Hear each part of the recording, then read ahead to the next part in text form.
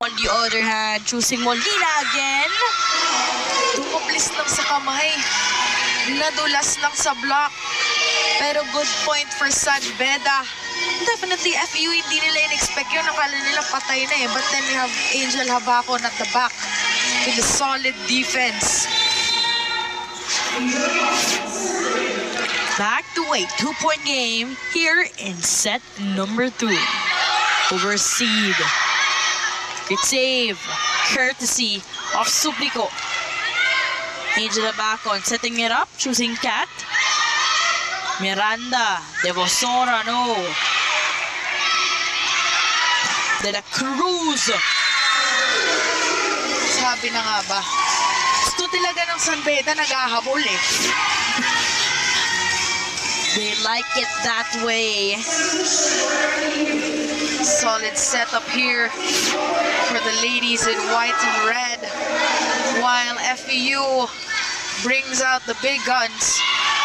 Tinobaldo is back in.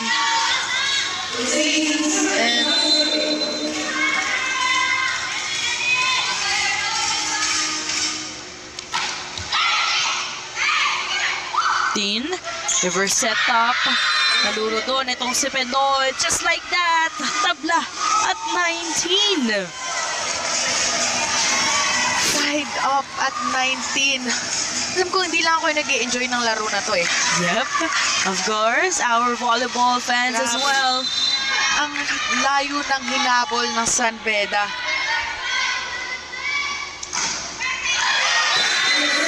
And that drop for Angel Habacon. Sila ang aabante ng isang puntos. Angel Habacon with that powerhouse serve at the end line of FEU. Hindi na nga nagkapali pa rin tayo na atake. Ano ba naman yun? Oh, sige. Isang side out tayo. 1-2 pass muna tayo. Pass lang, pass lang. Hey, FEU! That huddle was powered by Kick. Download the app now. Tinobaldo is looking for ways on how to make their attacking more efficient.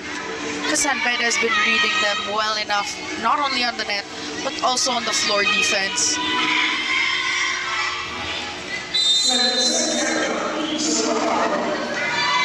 Again, right now, San Beda took over the lead already, 20-19. Destroying the blockers.